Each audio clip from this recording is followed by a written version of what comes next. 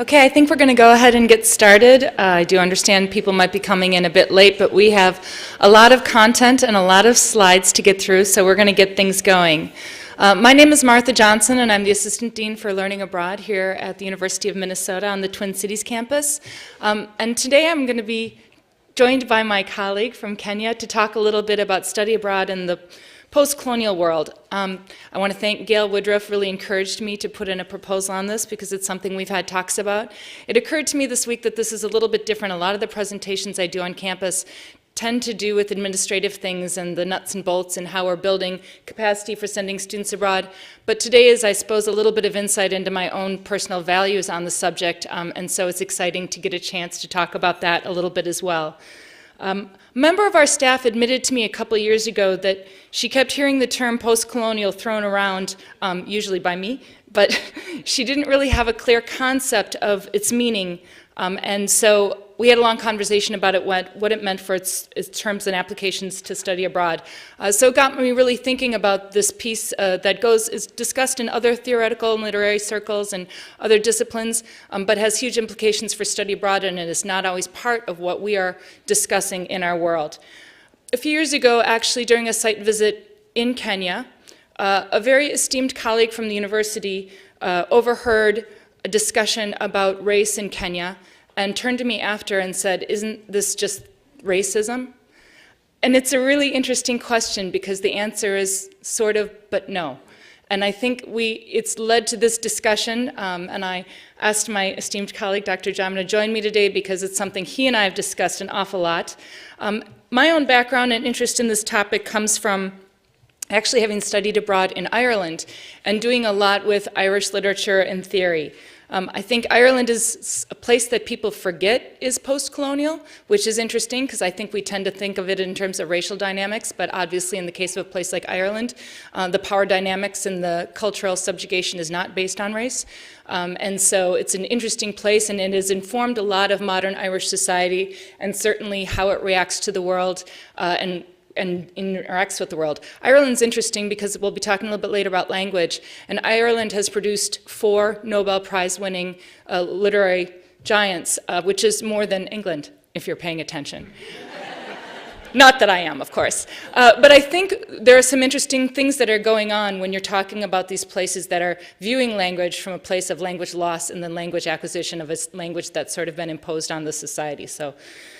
As I'm talking, feel free to consider this question, and I title this Post-reciprocity because I think sometimes we've engaged with the post-colonial world with a simplistic idea of reciprocity being one-to-one exchanges, or I give you something, you give me something.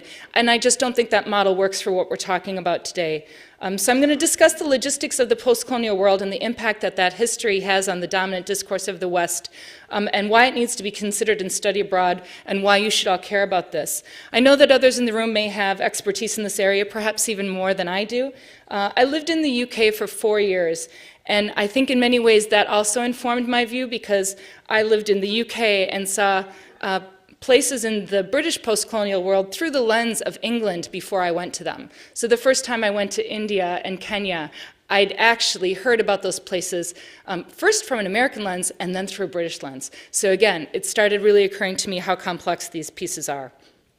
So post-colonialism, as its most simple terms, is a political term, and it's also cultural, historical, anthropological, literary, linguistic. It covers all these areas. As a theoretical conversation, this discourse really emerged in the 1990s significantly. For instance, I have an undergraduate degree in literature, and I didn't have to study or take classes in post-colonial literature. Most degree programs in literature nowadays would actually have a requirement or an emphasis in that. So it's really quite a new phenomenon in a lot of the areas that it's most been expressed. And so I think that's great because a lot of the students who are going abroad might now have had an exposure to it and how it's been used over the years. But the term as a tool has now entered the canon and maybe something our students are more of and comfortable, in fact, even more so than some of the faculty who are engaging with these locations. So I'm going to talk a little bit about the broadest definitions and places that we're talking about. And there is some disagreement within discussions on post-colonialism about who we're talking about, but I'm going to very quickly give you a rundown of the places that we're talking about. So these are the places that were previously what was considered colonies of the United Kingdom. And there's a lovely map back when the sun never set on the British Empire.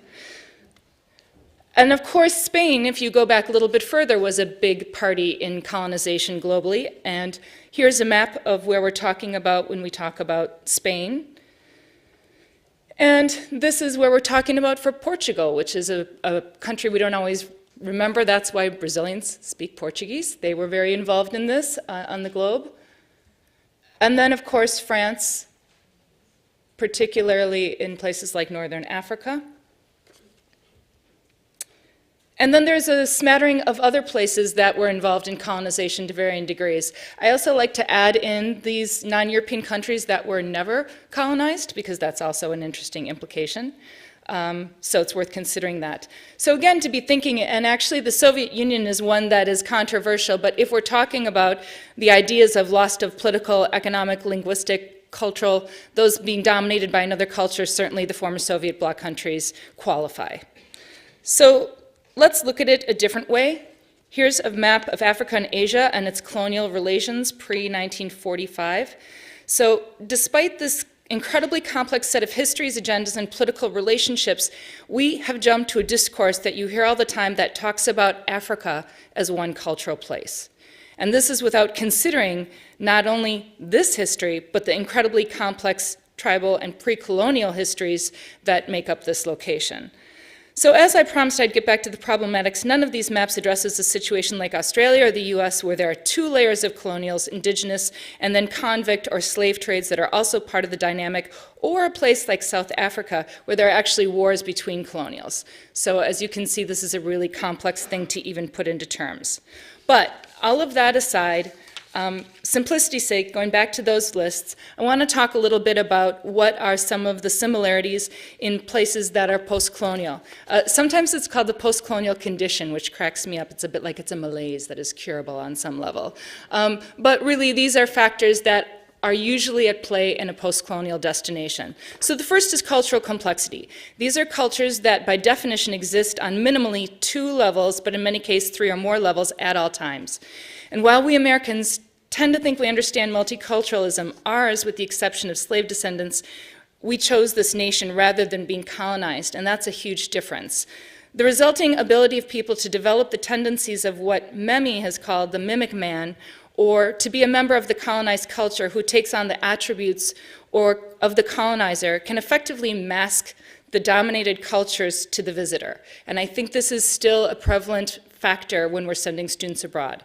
Issues of class or tribe might not be obvious, and certainly in the West, because we do think of race in such different terms, this is informing how we're going into these places disproportionately.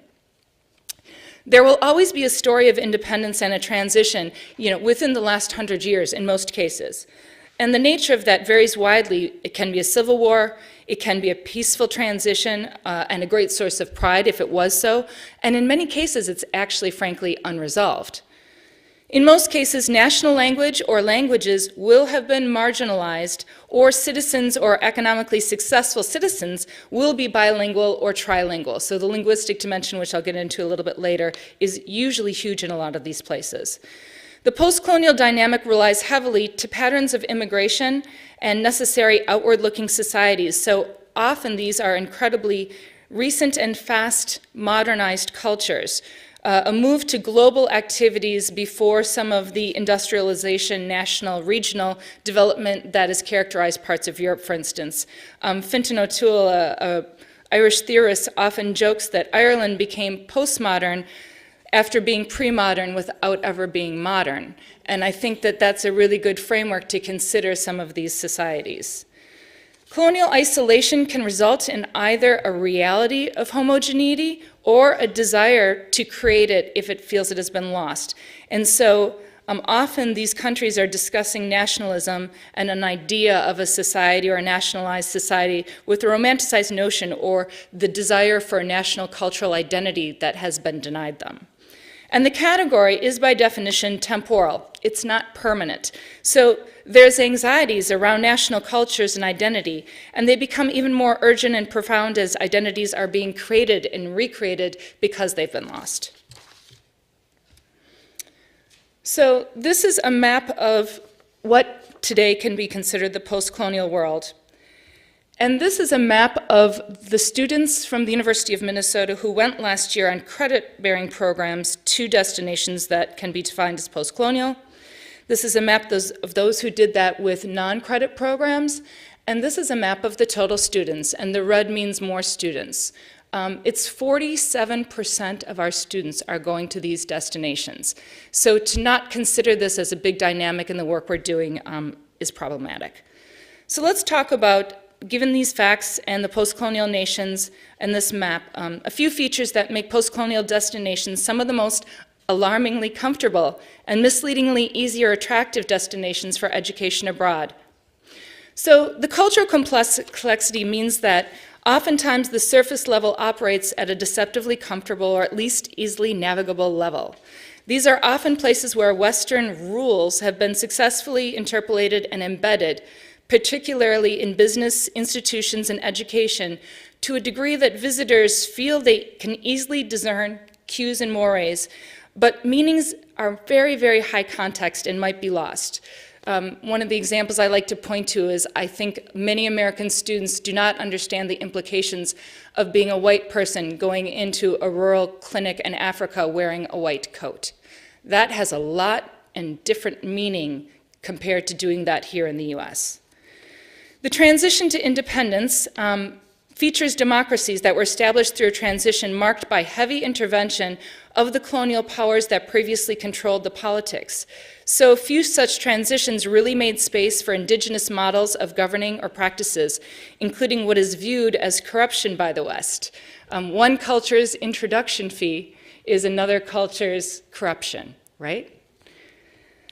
As I said, there are linguistic implications, and visitors can often communicate to a high level, and yet they're not often aware that they may never interact with people in the local languages that are their languages of emotion, family, creativity, intimacy, all of those pieces.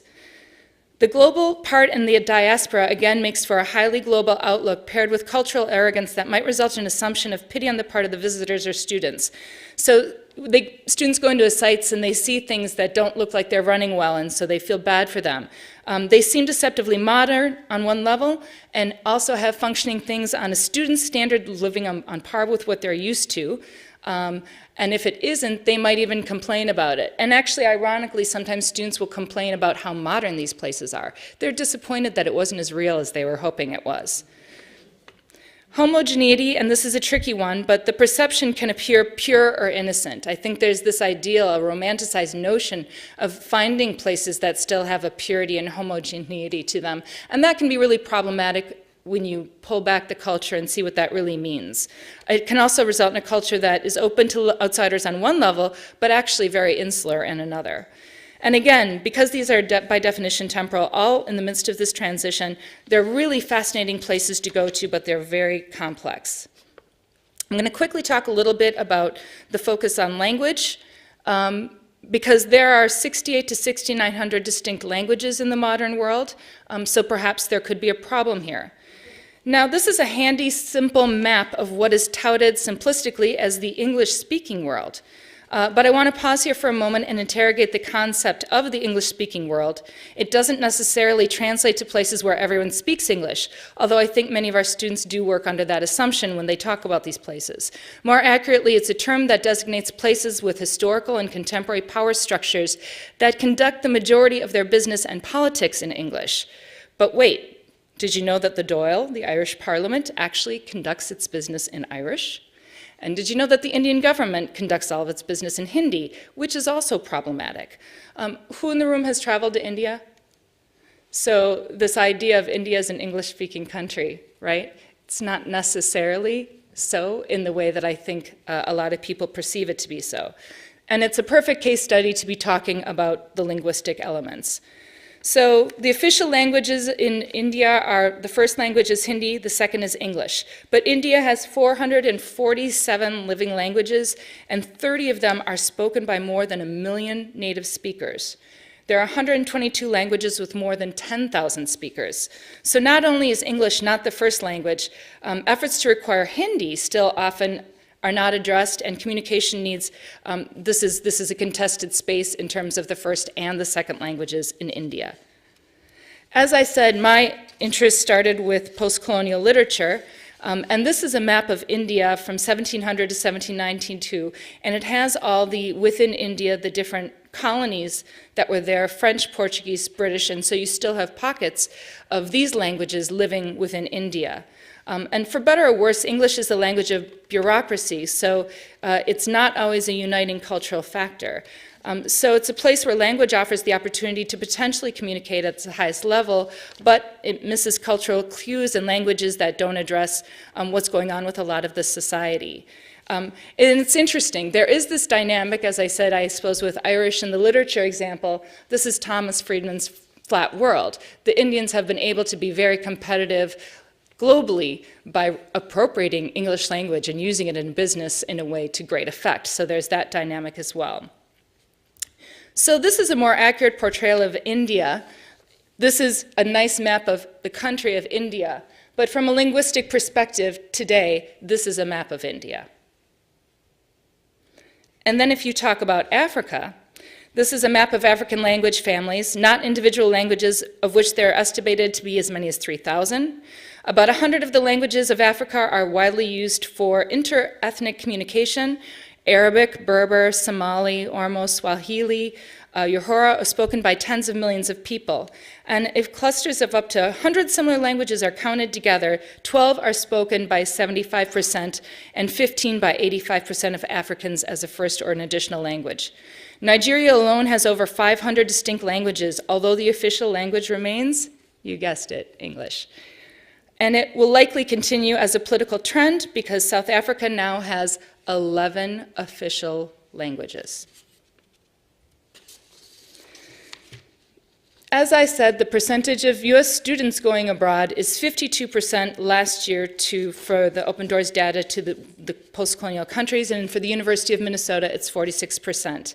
The takeaway I ask of you today is that when you are preparing students to go, or working with students studying in any of these countries, or working with faculty who are looking to develop programs in these countries, consider ways to help them move past the cursory level of comfort that can be problematically simplistic in these places. That you ask people if this is a term or idea that they're comfortable with leading a discourse and having a conversation in with their students, and if they're not, how can you integrate a little or a few of these conversations into orientations, preparations, and discussions on site? Because the reality is that the same aspects that make these locations deceptive and problematic also make them uniquely fascinating and really significant for global trends. The percentages are too big for us not to be engaging with the post-colonial dialogue in a more meaningful way. And with that, we're going to talk a little bit more of a case study of how we have a program that does that in India. Thank you.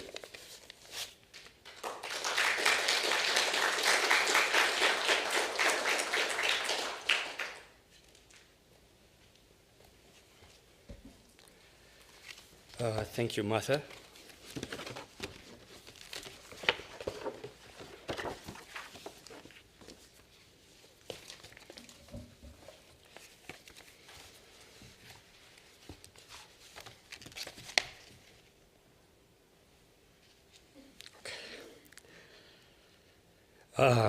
Thank you, Martha, for your presentation. I'm from one of those countries Martha mentioned, and that is Kenya. It's supposed to be an English-speaking country, but we speak 42 or 3 different languages, with English and Kiswahili being the official and national languages. My name is Mahmoud Jama, and I am the resident director for Minnesota Studies in International Development in Kenya. And following on this, the title here is Facilitating Meaningful Engagement with the Post-colonial World. So we are going to have a case study of Kenya on that with our students, Minnesota Studies in International Development, and some of them are seated over there.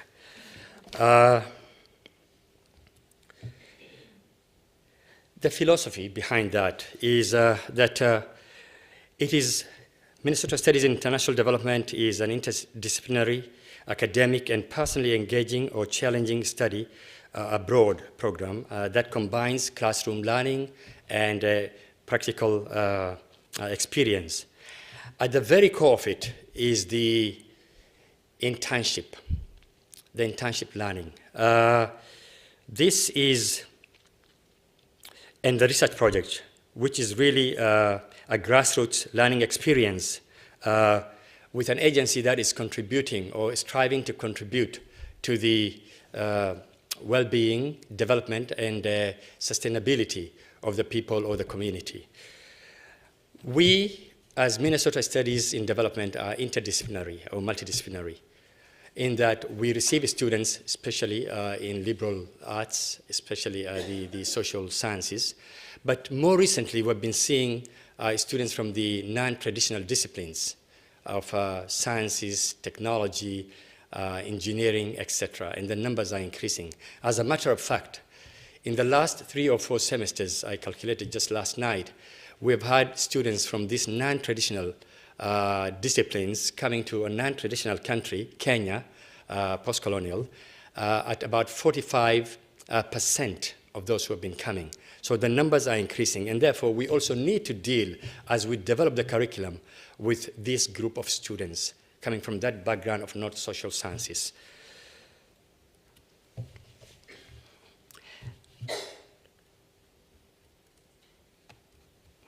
The mission. MSEED is, Minnesota Studies that is devoted to the preparation of culturally sensitive students or individuals who are committed to the concept of social justice and sustainable development for all society in an interdependent world. So we are expecting that our students are globalized by the time they come there and finish their studies. So we are concerned about that as a program, and that's our mission. The structure. The structure of the program.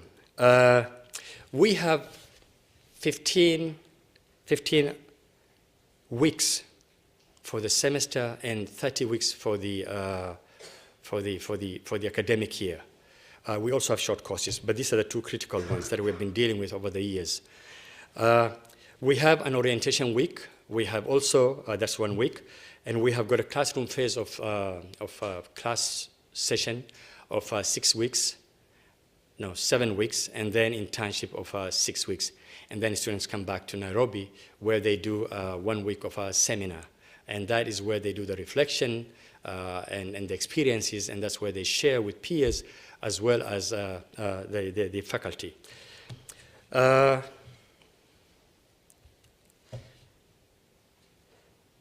Facilitating internationalization in common development courses. What are they? We have got 3 aspects to this, and one is the vision, that is the description or measure of the state of being a desirable society. And number 2 is a historical process of social change in which societies are transformed over a period of time. And finally, we have got an alternative that is constituting deliberate efforts aimed at improvement by various agencies, including governments and all sorts of organizations and social movements. This is an example of one of the a piece of the program in which we put students initially in the city homestays, Nairobi, when they're having their class session. But after that, we move them to the rural areas for the 6 weeks for their internship. And this is really the core of learning, where students is really doing individualized learning. And I'll come into more detail on that. But this is an example of where our students go to the rural areas, some of them probably with less fancy structure than that one. And again, you can see the rural area, one of our students sitting with a group of women and making a weaving basket. And what the MSEED student might see and do things in this place is that it's traditional, but others may have colonial origins. What the students are doing here in the rural areas, one may not notice, and you think it's traditional, but it may have a lot of colonial connections with that. And so those are things that we want our students to pick up and develop those skills.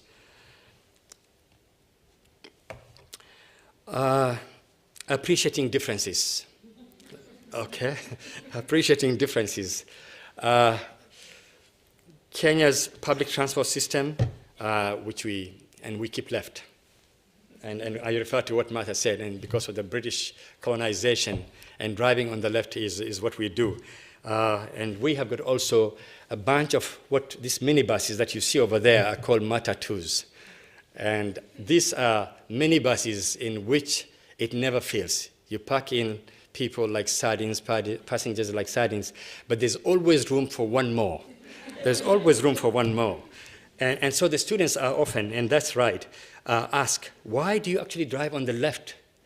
Okay, those are the questions at the beginning that they ask. And one of our students apparently have actually gone as far as seeing the complexity of transportation system, has gone into what is called border.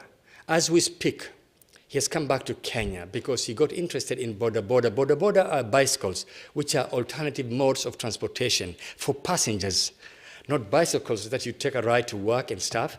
This is really an alternative mode. And we've got also motorbikes and scooters nowadays, and tuk-tuks like they do in India.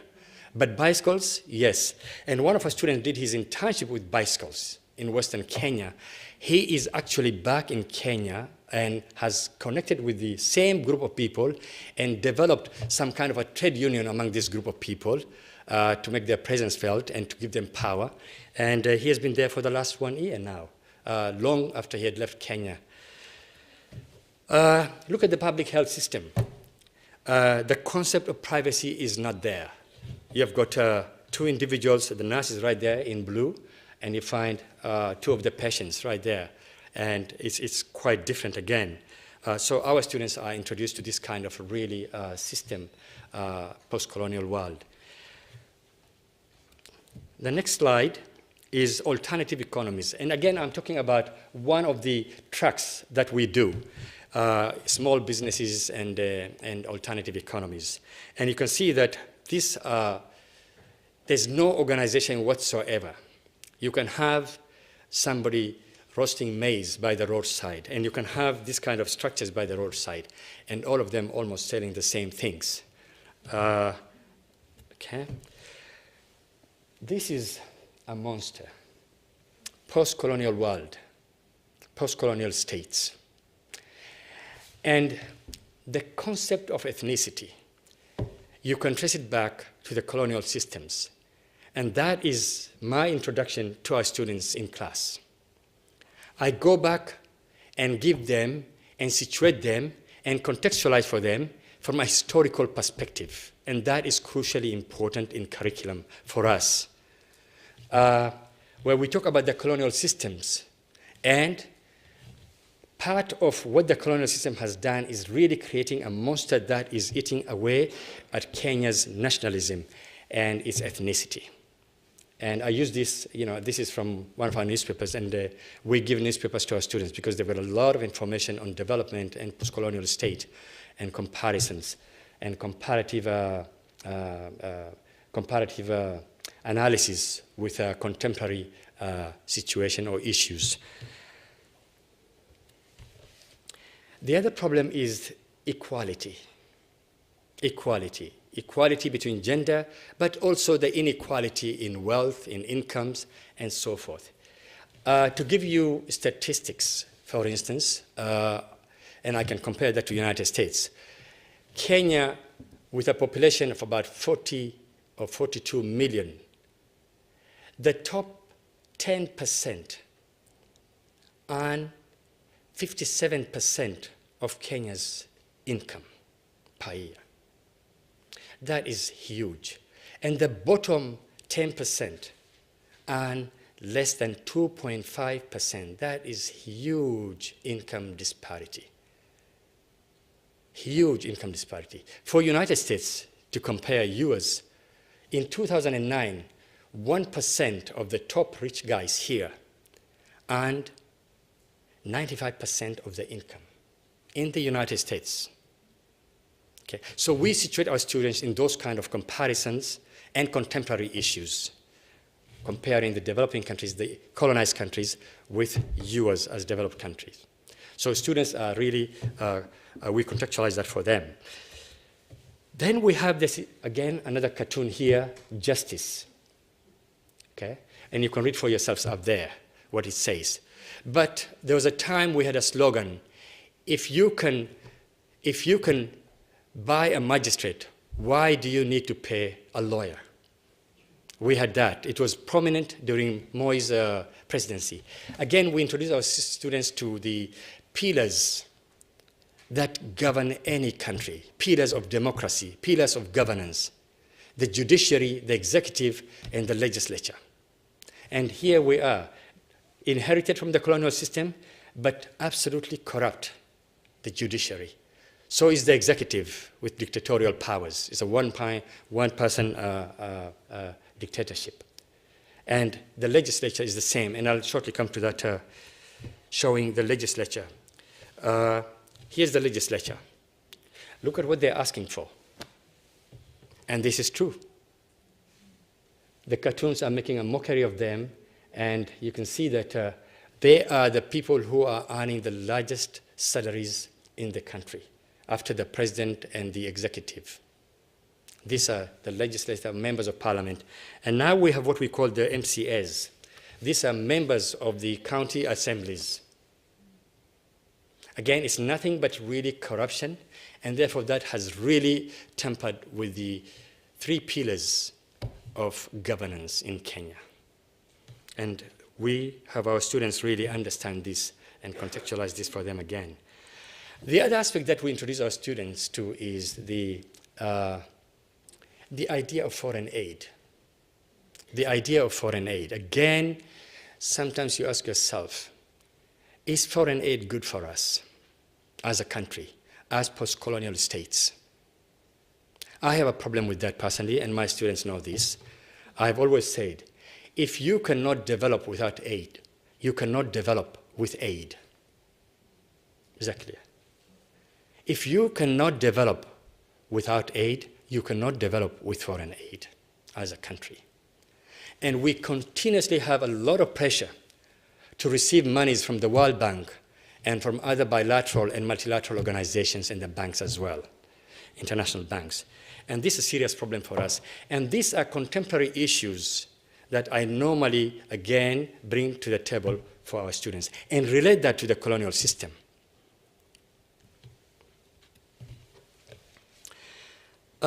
Neo-colonialism, neo-imperialism. You have your axis of evil. We do have ours too. This cartoon exemplifies our problems here. It's about AIDS, HIV and AIDS. It's about poverty. It's about war. Those are really what bothers us, and ethnicity included in all that. Income inequality, a whole bunch. Those are our grand challenges. Or this other one, okay? You can read for yourselves. Again, it's just the idea of really this crushing propaganda again. And we also sensitize our students to these issues. They need to know. They need to be globalized. This is an interdependent world, and they know it. We bring these issues to the table, to the classroom for them. There are contradictions. I'll skip that. All right. We apply a model. Let me just go back a little bit. I'll just go forward. This, again, is we have been dealing with this program for the last 15, 20 years. And we found that as we went on, one of the models that seems to approximate what we really do in Kenya is a model by Joplin in 1981, which approximates exactly what we do in terms of experiential learning for our students. And this is the underpinning theory that we use as a model. This is the underpinning theory, and we share this with the students. And this is how it goes. We have the in-country orientation, and that's where this model begins. As soon as students come, day 2, we're out in Lake Nakuru, one of the most beautiful lakes in Kenya. That is where we isolate the students and have our orientation. And we introduce them to the challenges they're going to face. And being experiential learning, we often say, you are more or less on your own. It's you who can learn from your experience here. It's you who can really immerse yourself in the culture here. It's you as a student who is responsible for your learning. Ours is to facilitate. We can teach you in class a little bit. We can tell you about colonial history. We can tell you about post-colonial history. We can tell you about globalization. But it's for you to actually make use of your time in Kenya. And you are head and shoulders above your peers back at home who have never been out to these post-colonial states. And to focus the students,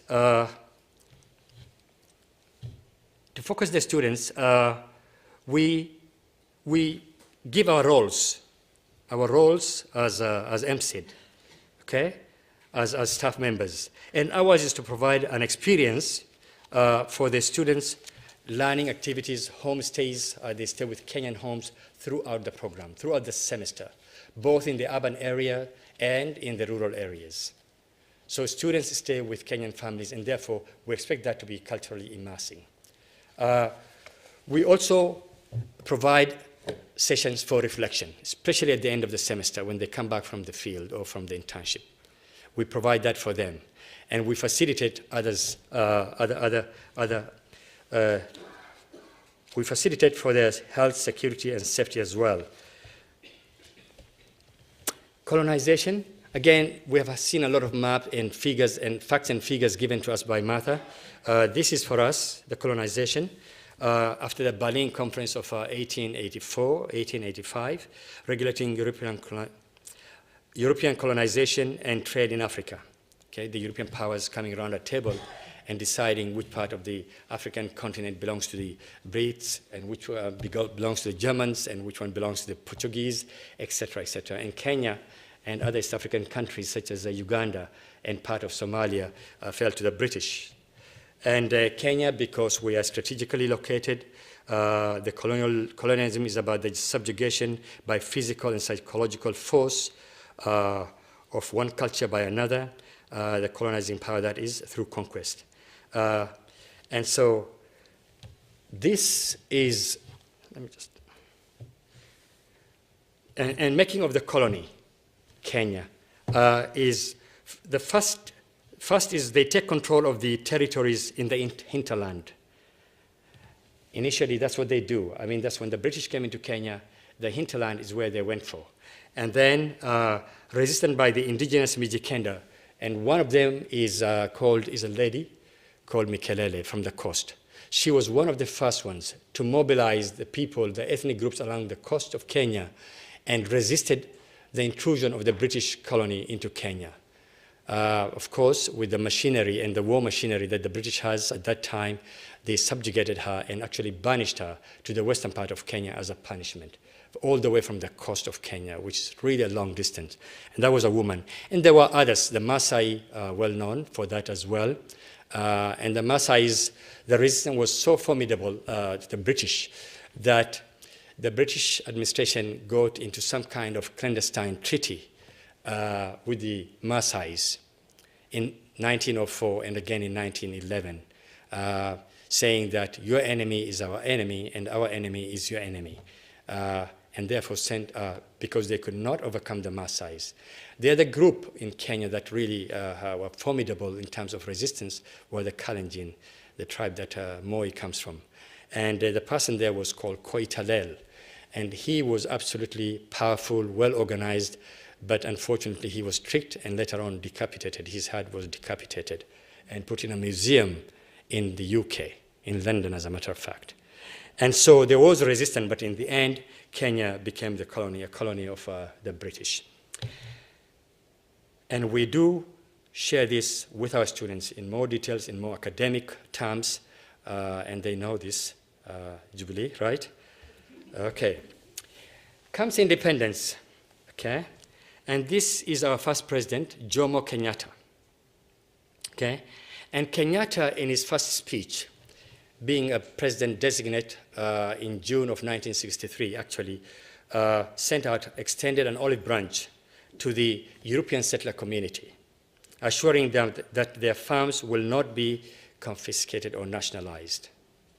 Remember, during the period of the colonial times, I mean, that was the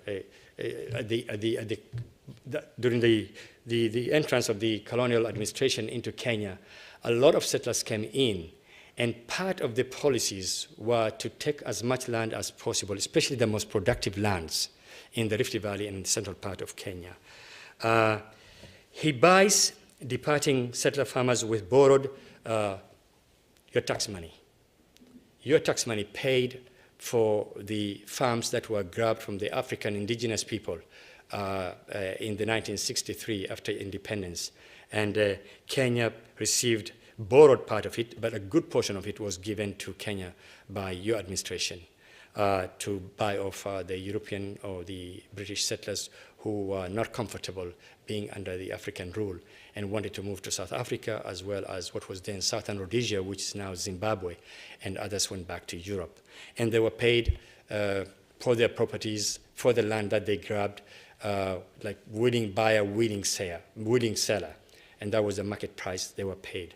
And Kenyatta, actually, unlike many other countries, developing countries, said, and in his olive branch, like, we extend an olive branch to you, and we would be happy. You are the third generation Europeans or British in this country, and you are as much a Kenyan as we are.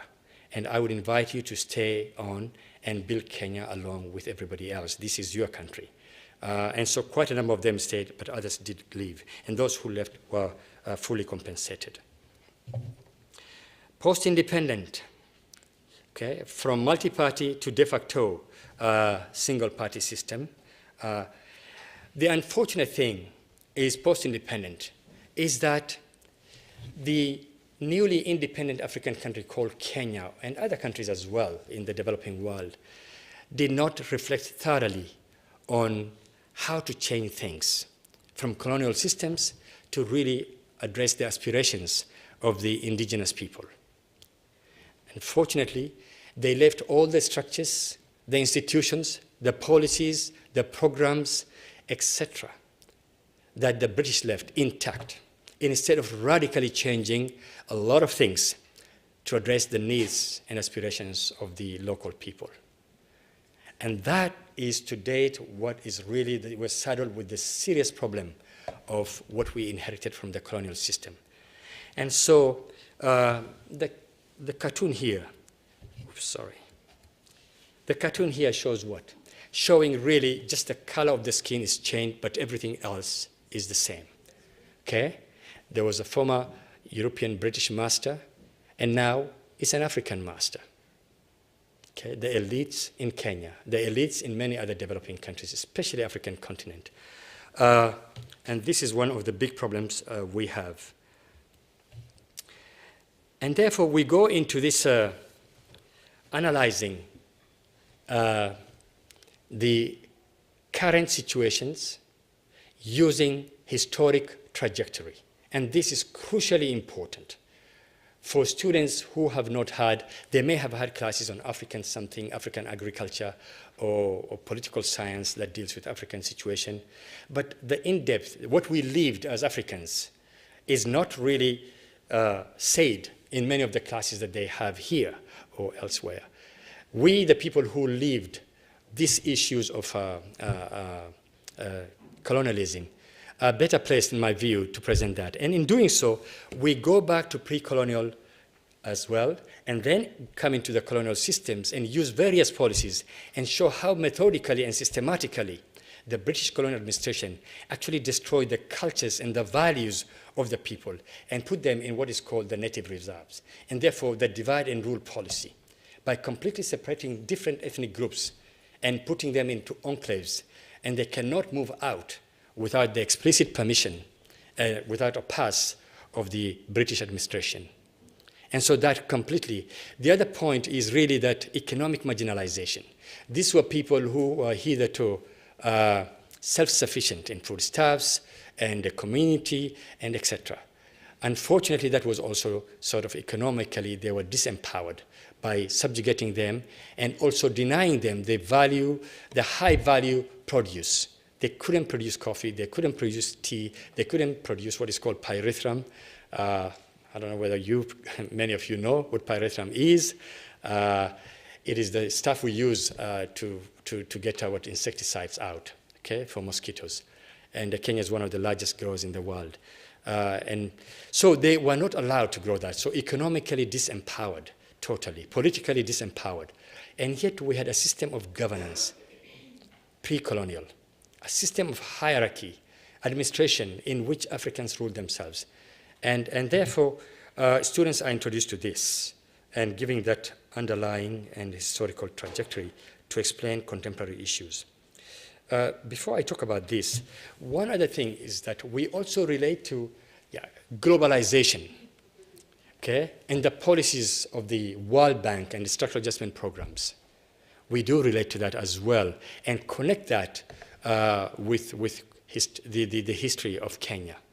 And students get a better feel of contemporary issues and the interrelationship, interdependent of the global world and the impact it has on us. Okay, I'm coming to an end. This is part of the track. Development, because of the high rise, because of the railways.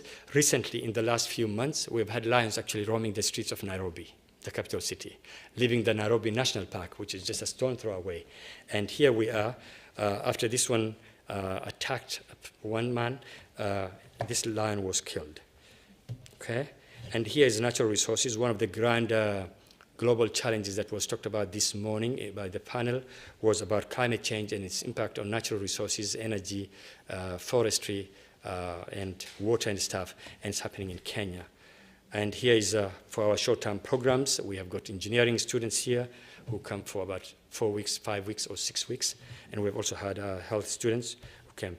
In conclusion then, a diverse group of students learning in developing world environment, such as Kenya, can proficiently identify and articulate developmental related problems better when the experiential learning techniques are integrated in the curriculum. Students are able to link these problems and its implication to post-colonial situation. I think with that, I say thank you. Okay.